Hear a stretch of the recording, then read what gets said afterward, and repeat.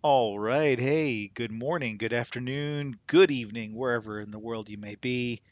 This is Turgon the Wise, and I am coming at you with a new video today. Today is my season 18 recap video. And I'll be honest, I started recording this yesterday and it ended up being like an hour.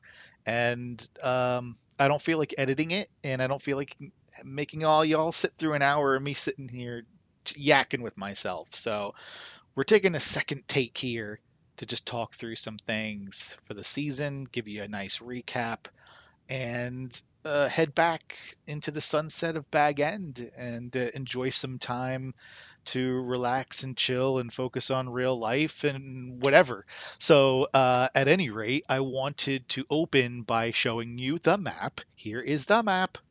In case this is your first video you've ever seen me make, whether it be ever or this particular season, just to give you an explanation of what all this means that you see here on my screen.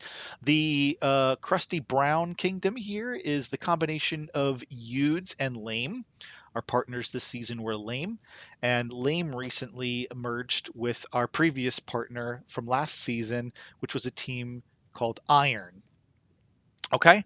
And this season was designed to be a 2v2 versus the Red Kingdom, which was Aces and Order. Now, I'm going to just give you some quick history on all these teams. Order has been around forever. Aces was a merged team between Meta, which previously went by names such as Myth, Rack, Bait, and they merged that team with another longtime famous team called Chaos, which previous to being Chaos was called Mutiny. And I mentioned that because Mutiny is a big team in another mobile app game called Game of Thrones Conquest, which was the mobile game that I played before I started playing this one. And I actually encountered Mutiny in that game on server 804 back when I was known as Alf. I no longer play Game of Thrones Conquest. That game is not for me. I don't have the time. I don't have the money. I don't have the desire. But I do love Game of Thrones, and that game kept me preoccupied for several years. And I believe if you go way back in my channel history, you'll find some Game of Thrones Conquests videos that I created. At any rate, this season was meant to be a 2v2 versus Aces in Order and YuDz and Lame. And the core objective was to make sure that there was as little or no outside interference in that 2v2 as possible. And this was part of the planning and just setting up into the leading up into the season. I mean, Aces had to wait a tremendous amount of time for us in Bag End to complete our previous season. And so we didn't get this started as soon, I think, as many of us would have liked. Um, and some of that is a developer issue where I think that these seasons are just too long now. I don't think that there's very many situations where a server is really coming down to the last day or the last few days to determine the outcome. It happens, sure, but it's rare. Why is the color up here all weird? Oh, Noid managed to capture something and create a kingdom, but it doesn't count because the season timer ended yesterday. So this is not the real close map for when the season closed. The season's almost been done for 24 hours. We'll be heading to Bag End later tonight, so um, you can ignore this like teal thing going on up here done by Noid. Um, so just to walk you through some of the outer events before we go into the inner events of the 2v2. There's also this green kingdom over here, Safe and Nats, and there's the purple kingdom over here, which is Stud. I want to take a minute to talk about Stud because um, there was a lot of things that happened revolving Stud, and I want to start at the beginning, and I want to try to do my best to clearly articulate my understanding of everything that I know with this topic. Okay, so like I said, Lame and Iron merged prior to this season, And there were some players from both teams that either did not make the cut or did not choose to join Lame because friends maybe didn't make the cut or whatever the reason may be. People, you know, uh, make decisions for a variety of reasons. So stud was initially kind of like, I hate to use this word because it kind of has negative connotations, and that's not the intent of the word. But they're kind of like leftovers from the merge. And our understanding going into the season was that they were going to kind of act as like an overflow team. They weren't a third team that we had control over, that was going to be used in some capacity to give us an edge to win this contest. That was never the intent behind this team. However, we did, going into the season, have to drop a few players to make space for other players, and we wanted to have kind of a bench in case someone goes AFK in the middle of the season. Things happen, life happens, and if somebody's unable to continue playing, then it would be ideal to replace that player with an active player, right?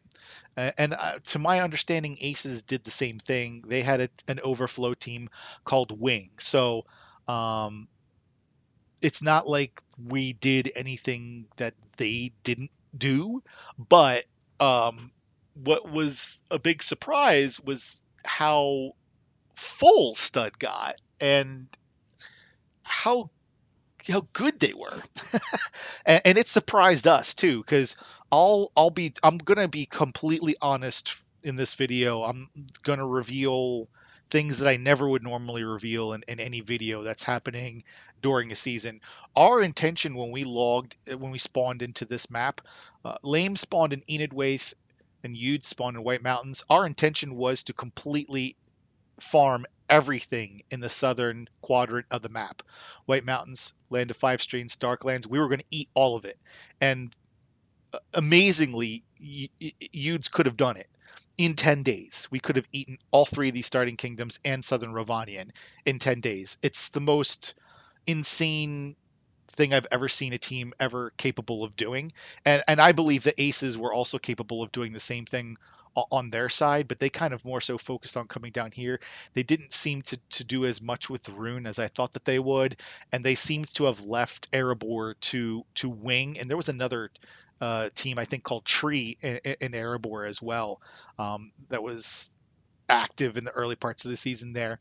And it was interesting because when the season started, we knew that Stud was kind of like this overflow team. We had a couple of our players in there, and they didn't know, we didn't have any direct communication with them, and that was probably a mistake. If we had been talking actively with that team, they probably would not have joined the server, to be honest, because like they didn't really have a place, and they didn't want to be interfering in our stuff.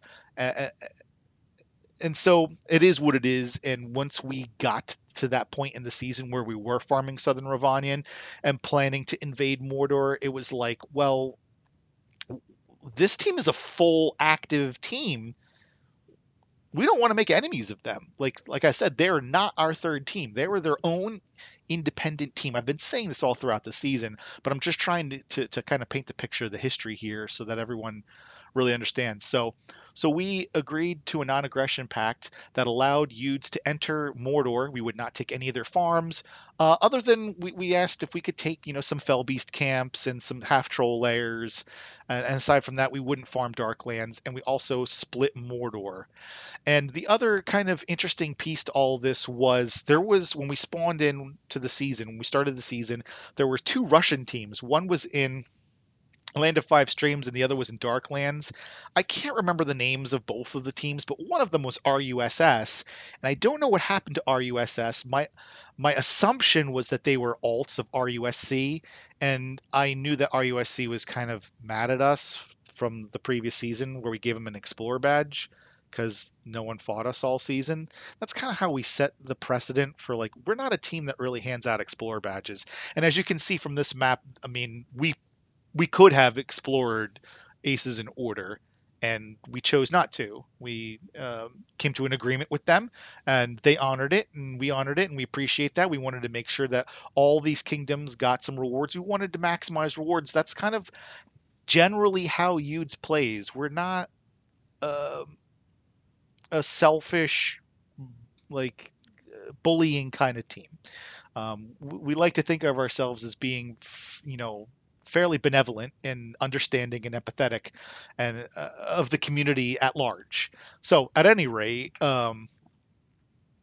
there was those Russian teams in RUSS, and last season we got no action, no PvP, nothing at all. So we handed out some Explorer badges. That's kind of the precedent we set for giving somebody an Explorer badge. If you're not even going to attempt to play the game against us, then you're going to pay. If you're It's kind of like the similar concept of is like, you're not going to get dessert if you don't eat your dinner, pure and simple.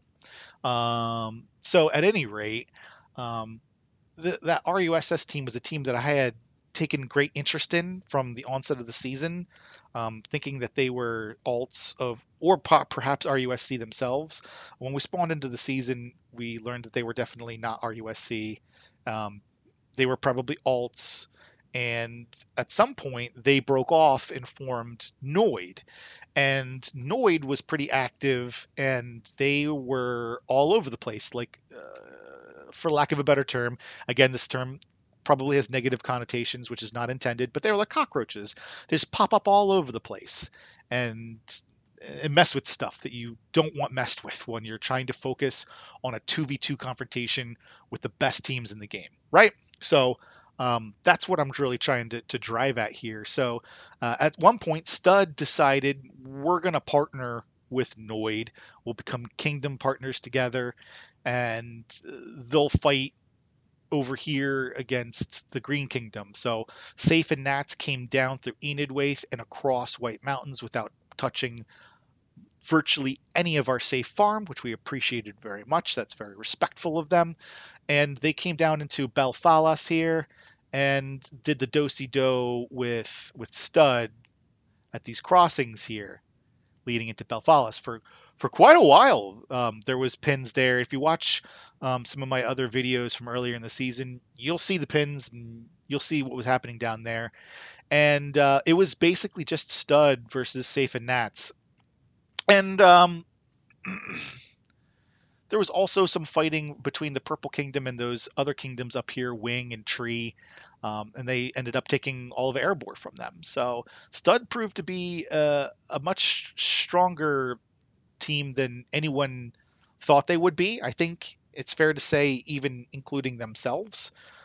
So they were an interesting wild card throughout the season, and again, it was our goal and everyone's goal that they weren't going to interfere in any way with the 2v2 that was happening between Order Aces, YuDz, and Lame. They also had a non-aggression pact with Aces and Order as well, from what I understand. Kingdoms. Let's now get into focusing on what happened as part of the, for lack of a better term, meat and potatoes of the season, the 2v2 between YuDz, Lame, and Aces in Order. So, firstly, like I said, the game is very different now than it was a year ago. We faced Aces back when they were split between Meta and Chaos. It's been almost a year since that season. It was my 14th season playing Lord of the Rings Rise to War. I got videos out the wazoo on that as well. That was an amazing season, one of the best. Undeep's PTSD. So we had been gearing up for this contest, I think both sides, for quite a while. And they were willing to wait in bag end for 2 months for us to do this. And I deeply appreciate their patience. To be honest, I have so much respect and love for these opponents. They have such a great, rich history in the game. Like, the fact that they waited 2 months for us in bag end, I really I have a tremendous amount of respect that any team could show that kind of patience in this game. I have not seen any other team, like usually teams within 2 or 3 weeks of being in bag end, they're going absolutely crazy, and you can't plan anything with anyone, and that's one of the big problems with this game is that you can't get a big giant server with all the best teams together because we're all on different cycles.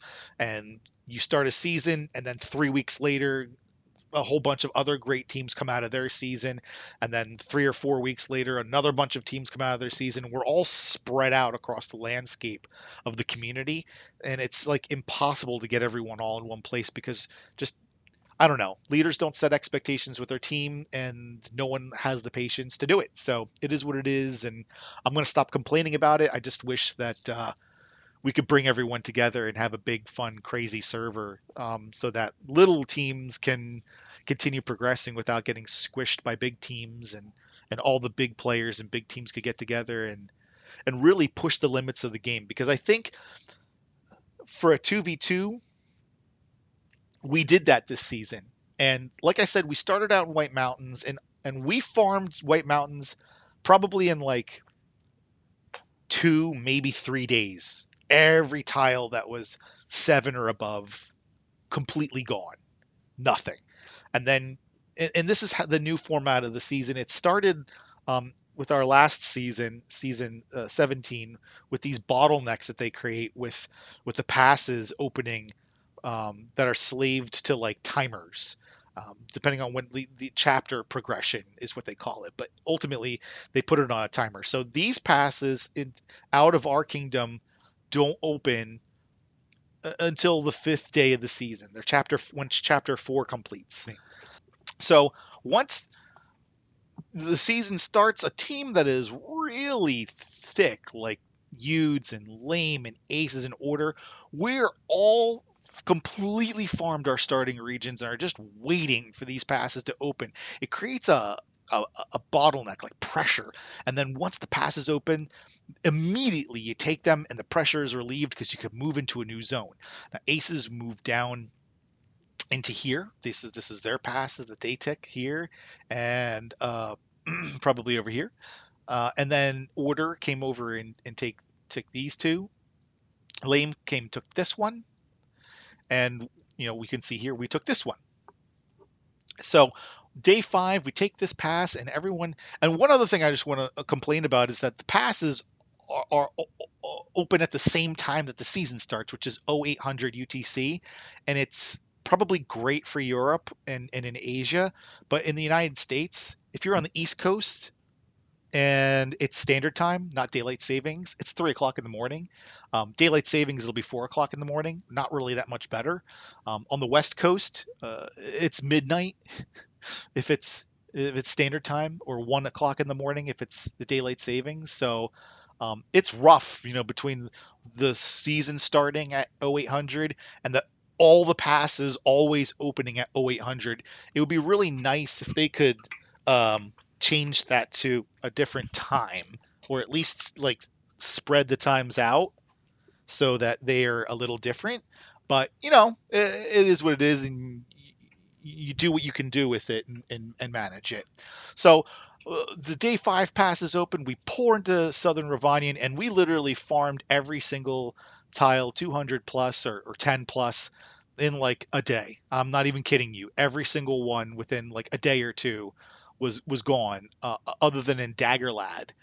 And eventually we came down here and took all that too. Stud came up here and took some of it, and that was what kind of precipitated the non-aggression pact negotiations with them. And you can see we ultimately settled on, we'll leave them alone. They get half of Gondor, we get half of Gondor, and it was all cool. You can see that line very clearly drawn here, and they were easy to work with, and appreciate that very much. So again, 5-day pass is open, and over in the west, Lame and Order are fighting in Ariador, and I gotta really give credit where credit is due. Lame did an absolutely amazing job. They're an amazing team. They were so well coordinated. Their strategy was brilliant, and they executed with excellence. And going into the season, I really feared Order. Like, I had heard that they picked up some players from a former really really great RP team called Gaia, and when I heard that those players joined Order, I was like, oh shit, these guys are going to be really good this season. So um, my hat's off to Lame for the incredible job that they did out west here, because they just choked order to death out here. And some of it, I think, possibly could have been due to the musical chairs that we played, because Aces started in Arid Mithrin and Order and Forward Waith. So they're separated by passes that don't open until Chapter 6 unlocks, which is on day 10. And we did sort of the same thing, where we started on the White Mountains and Lame and Enid Waith, and these passes don't open until Chapter 6 completes at day 10. So it was kind of like Lame versus Order in the West and Aces and YuDz in the East. Um, the fighting here between days 5 and 10 that opened up, and by the time the 10-day passes opened, there was really, I think that if I recall correctly, Lame did just a phenomenal job of kind of forcing Order and boxing them in and cutting them off from getting additional farm, and that led to starvation and the inability to fight and activity issues. Somebody from Order watching this video, if I explained that improperly, please feel free to correct me in the comments below. I appreciate it very much. I always want to make sure that I am telling the story as accurately as I possibly can. And then once the 10-day passes opened up, we came through here. Once the 5-day passes, we made our way over here and got set up. And once this pass opened up, Aces went to take it right away, and that was the beginning of our PvP. So we had no PvP practically at all, other than some light skirmishing here and there. I really discouraged YuDz from fighting Stud at all, because I wanted us to have completely full barracks for when this pass opened. And if you're monkeying around with people we have a nap with, it doesn't really make sense, right? So we weren't sure if Aces were going to attack this right away at 0800 on the 10th day, but they did.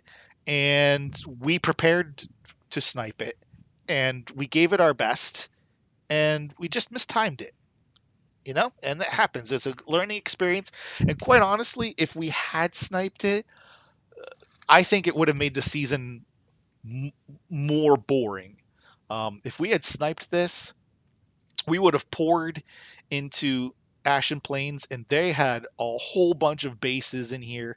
It would have been a massive uproot party, and it could have killed the season even earlier. So in a way, I'm grateful that the snipe failed and that Aces were able to maintain their position over here, because what happened then was they took this tunnel several times. I want to say like 3 or 4 times they captured this tunnel from us, and we contained them in this area around these 4 tiles over 6 tiles over here, and eventually pushed them back and recaptured the tunnel.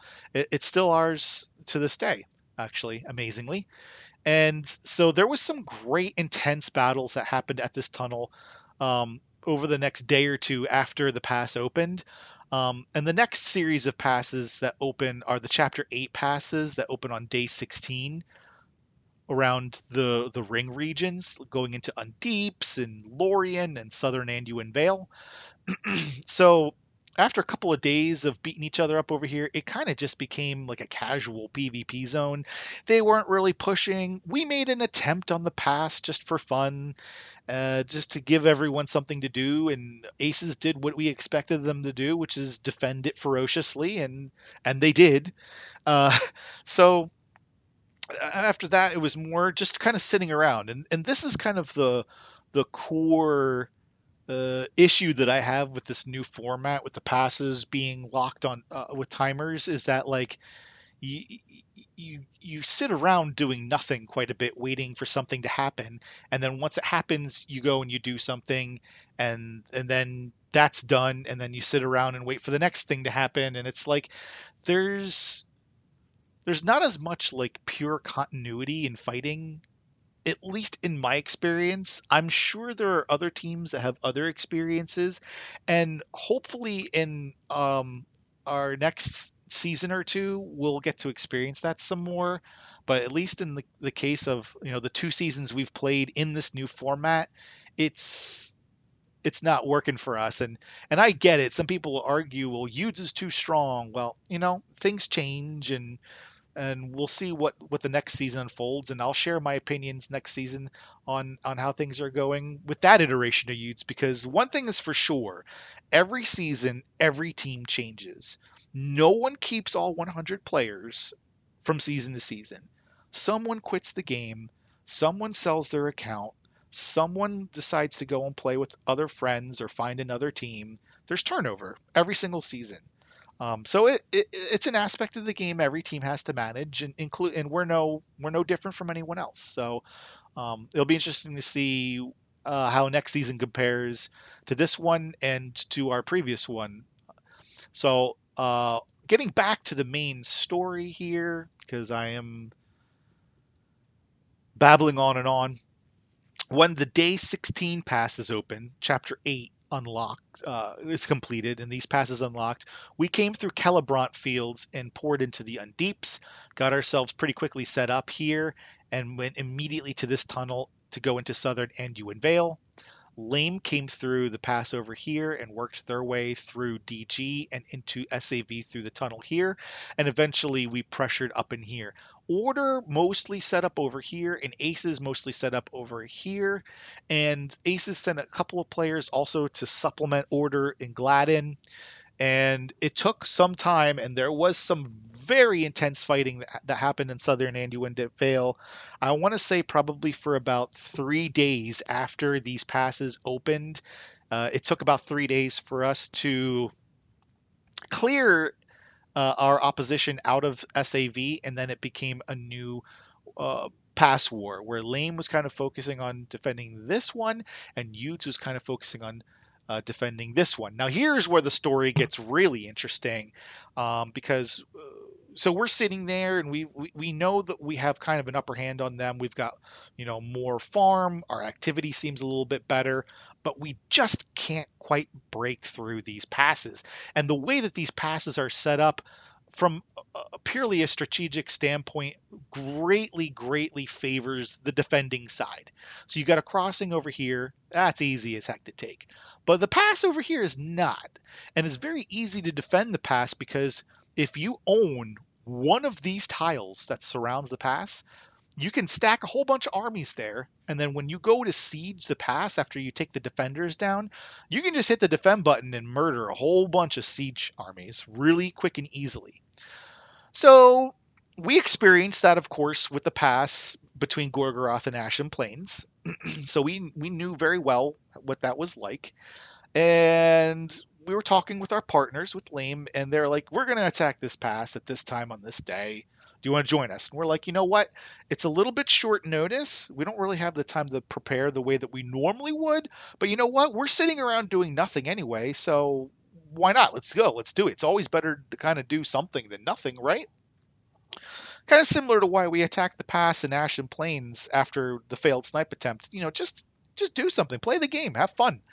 So we attacked the pass, and I'm pretty sure I covered this in a previous video, or maybe even two, but we took this pass down to, I think, somewhere around 600 or 700,000 after killing all the defenders. But again, we couldn't take all of the surrounding tiles because we just lacked the number of flyers required to do that. So it was very easy for them, once their activity picked up, people came online, it was very easy for them to defend the pass. And so we pulled back and kind of cut our losses while we could. And that attack kind of went exactly how I expected it to. But it gave us some very valuable lessons learned, so that we could prepare adequately for the next big attack. And the next big attack was set over here for this pass into central Mirkwood. So we had pulled them over here and hit over here. Almost, it wasn't necessarily a feint, because of the timing between the two attacks, and also, I mean, it was a full attack. It wasn't like a I'm gonna draw you over here and then attack over there, which is kind of the definition of a feint. But this was more of an exploratory exercise, and this was the main show. And the planning and the strategy for this was brilliant. And I want to give props to my man SPC Moon, who drew up the entire game plan, and it was articulated to the team. And we had buy-in from both Lame and YuDz. Everyone prepared everything needed, and we selected a time that we thought would catch aces in order off guard, and we attacked this pass. Um, the pass attack is well documented. There is a video that I put together of that. Feel free to watch that. I think that this attack, and obviously I'm biased because I'm on the winning side of the attack. Probably if you're on the other side of the attack, you're like, no shit. But but I think it's the most beautiful fighting in Rise to War that I've seen since 2.0 dropped. Maybe even ever across all my 18 seasons. And I've seen some pretty fun and crazy stuff. But from a mass coordination standpoint, the amount of birds that we had going on, I'll just real quickly explain the strategy because I'm sure folks are curious about it. And really, all in all, anyone should be able to figure this out themselves. But this pass is a little bit easier than the other one because of all these road tiles going along it. Since there's 4 road tiles connected to the pass, you cannot build forts there. Only on these 2 tiles can you build forts. So that makes it a little bit easier, especially when you're thinking about something crazy like sieging something with eagles. You need to have a lot of eagles prepped for such an exercise. And so basically, we assigned 1 square to each squad, and then had some volunteers focus on the 4th one. And everything was absolutely executed with excellence. So at first, the first wave was Lame sends ground forces and kills all the defenders on the pass. And the aces order people that are posted up over here. If they want to try to defend against that, great, because that's just going to make them softer for when the Air Force comes in. Phase 2 is when the armies on the pass were all down. Then we start sending the Air Force over to capture these 4 tiles, one at a time, or all at once, really. Um, yeah, because each squad is going at each square. So we went and we basically took all 4 of these tiles within a couple minutes of each other. It was pretty quick. And we captured the 4 tiles. Then we used flyers to siege down the forts and capture the forts so we could defend around the pass. Once all the tiles around the pass were secured, then the siege could commence and we could take the pass. And all in all, it took about 40 or 45 minutes, and it was absolutely, it was crazy, it was nuts, it was beautiful. And I want to thank everyone on both sides of the map for participating in such a grand kind of spectacle for the game. And I hope folks will continue watching that video that I posted of that attack, for many moons to come.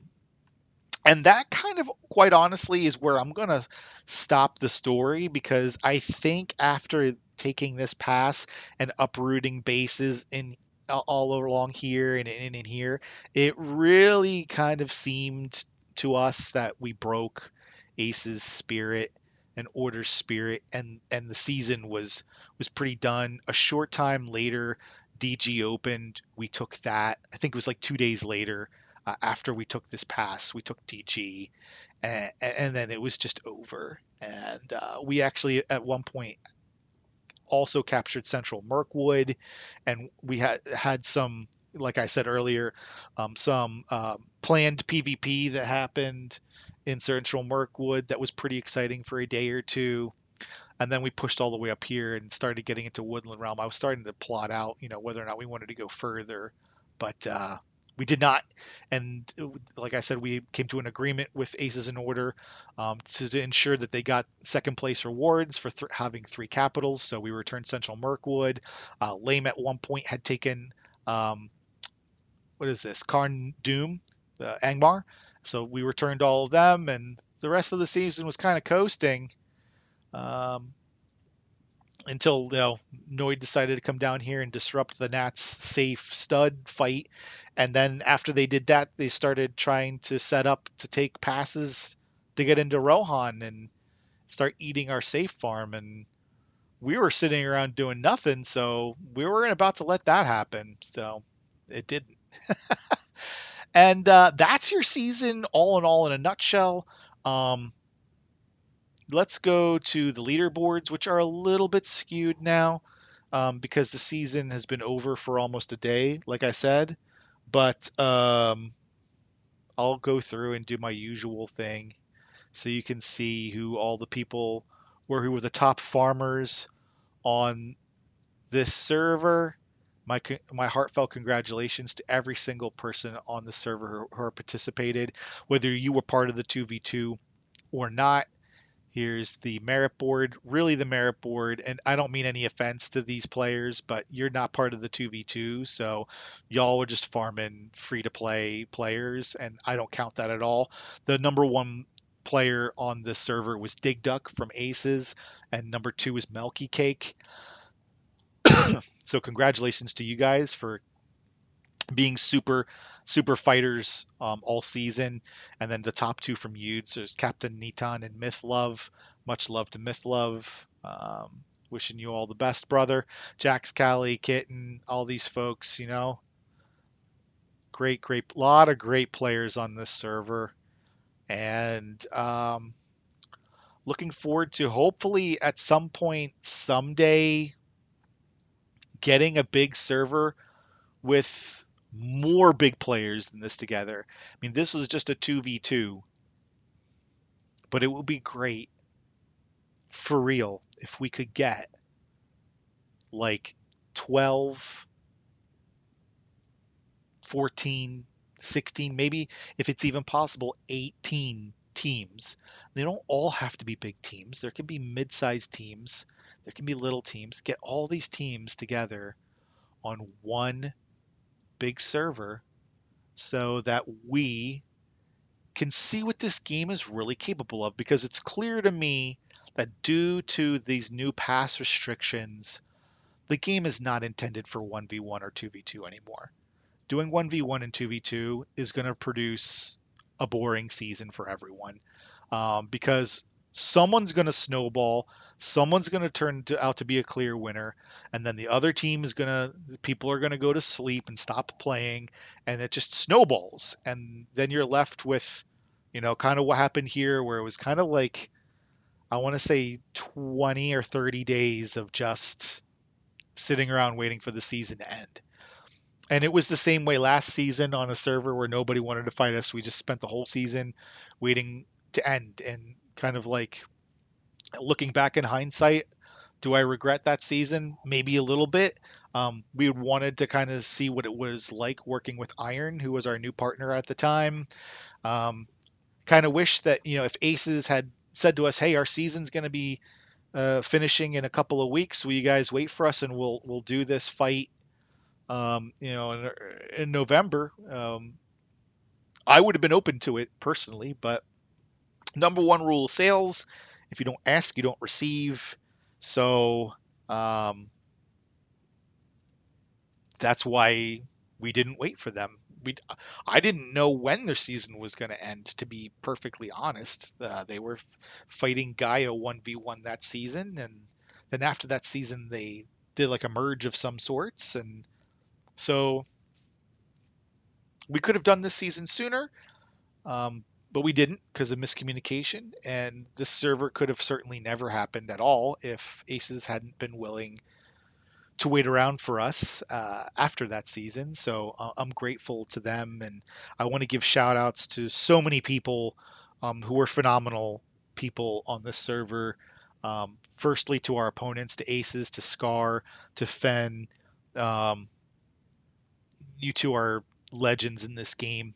Um, Wanted and Last Dragon, Dread Shane, Mercurion, legends, legends. So nothing but respect for you guys, seriously, genuinely. And then also with Order, Maddox, um, you're a stand-up quality guy, and I appreciate you putting up with YuDz for a couple of seasons here over the last 3 or 4 seasons. You've probably put up with YuDz more than just about anyone. So I appreciate you. You're an amazing person. You're a fierce competitor, and I have nothing but respect, admiration, and love for all you folks. And I'm sorry I can't think of anyone else off the top of my head who is in the order leadership, but um, you're a great group, and I wish you nothing but the best. As you move forward, not only in the game but also in real life. And then on our side, I want to thank all of our partners in Lame, Big Daddy, Mwad, Blazam, um, Saint, Nijay. Working with you guys this season and the folks with Iron from last season has been a real treat and an honor. It's been a pleasure, and I wish you all the best in your next journeys, both in the game and out as well. Hopefully, at some point, our paths will cross again, and we can do this again.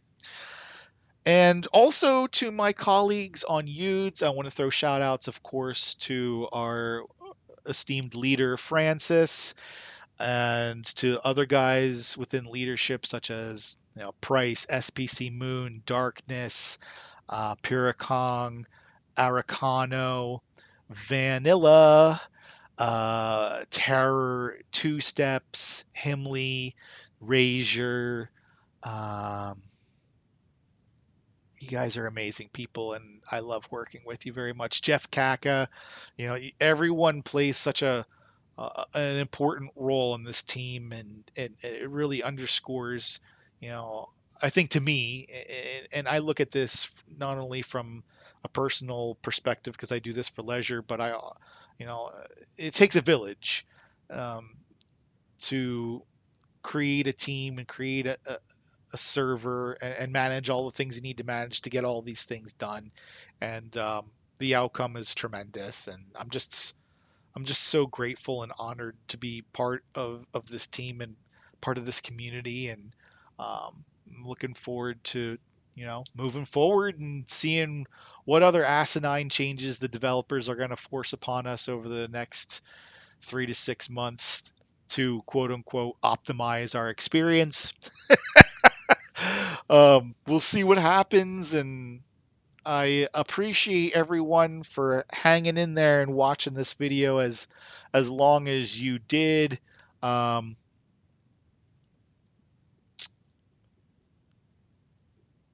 I know it's been a long one, and I appreciate you know everyone hanging in there and listening to me babble on and on. And I hope that you have a great week and weekend ahead. And if you have any feedback, if there's anything I misstated, if you have any questions, feel free to leave a comment below. I look forward to bringing you the next video when season 19 begins. When is that going to be? I have no idea. No one in YuDz has any idea. None of the leaders have any idea. We don't know. Okay? So, this is a public service announcement for all the people out there on all the servers who are trying to figure out what we're going to do next. Stop, because you're not going to get the right answer. No one knows. No one's going to know until we do it. And that's by design. So, cut it out with all the rumors and stuff. All it does is I mean, you can keep doing the rumors if you really want. It's quite entertaining when I get to see them. So that's fine. But just saying, you're not going to know what we're going to do until we do it, when we do it. When are we going to do it? No idea. What are we going to do? We don't know. And I'm not saying that to be facetious or secretive. I'm saying it because it's the honest to God truth. We got a lot of work to do to prepare for our next season. I attempted to put together a mega server with two separate groups of teams, and the negotiations for both of them fell through due to lack of interest. For this reason or that, I'm not going to get into any of that, but that's the way the cookie crumbles. And if people don't want to break free from the status quo of boring servers and 2v2s and playing with a win at all costs attitude, so be it. I can't make you, and I know it's easy for me to sit here and say, to do that because right now people are looking at YuDz like we're on top of the world, and it's easier to have that kind of a position when you're in our kind of a position. But all in all, it takes a different mindset, and I've had this mindset for years. There's literally videos from 2 years ago on my channel you can watch that describe similar concept to the mega server. I've been wanting to do something like this for years. That has not changed. My position has not changed, and everyone wants to win, and that's fair. And there's a certain aspect of competitiveness you need to bring, or else what are you doing this for? You don't want to kamikaze your team because that's a great way for your team to not be a team for very long. But at the same time, I think that there are certain lines that need to be drawn to, you know, create favorable win conditions for your team on a season over season basis. And I think now it's safe to say, at least for myself, and I think I can safely say on behalf of all youths leadership, we've accomplished all the goals that we want to accomplish, and now we just want to have fun and play the game and enjoy good fights. And if you're going to try to scheme and create servers and trap us to try to create a favorable win condition for yourself to say that you beat youths, we're not going to get trapped by that. We're not going to do that. But we will fight. If you want to have a good server that's fair and balanced and fight, we're open to that. So I hope that at some point going forward, we can make something work with a lot of teams. But with the cycles being spread out, I am personally not very optimistic that that's going to happen. And therefore, we will all be continuing to be slaves to the status quo until others are willing to break the mindset. And that is what it is. Until then, we all will strive to make the most out of each and every server we are all on. Sometimes you're going to capture lightning in a bottle, like in that last season that Bear and DK and Toby had. That was a great server. I had an alt on that server. It was a privilege to watch it, but it's not replicable. And that's what I want to do, is create something like that that can happen, but not capturing lightning in a bottle. Let's do it over and over again. And it's going to take a collaboration. It's going to take faith, leaps of faith, but from multiple teams. It's going to take patience from the leaders, from the players, from the community. And otherwise, we'll just stick to the status quo until the game dies. And if that's what you all want to do, then so be it. I can lead a horse to water, but I can't make it drink. One last look at the map. My heartfelt thanks again to everyone on this server, between Aces and Order, Lame and YuDz, Safe and Nats, Stud, all the other teams. Thank you so much for an entertaining season. I appreciate it. And again, I wish nothing but the best for all of you, and take care of yourselves and stay well. That's it for me. Turgon the Wise, signing off. Cheers.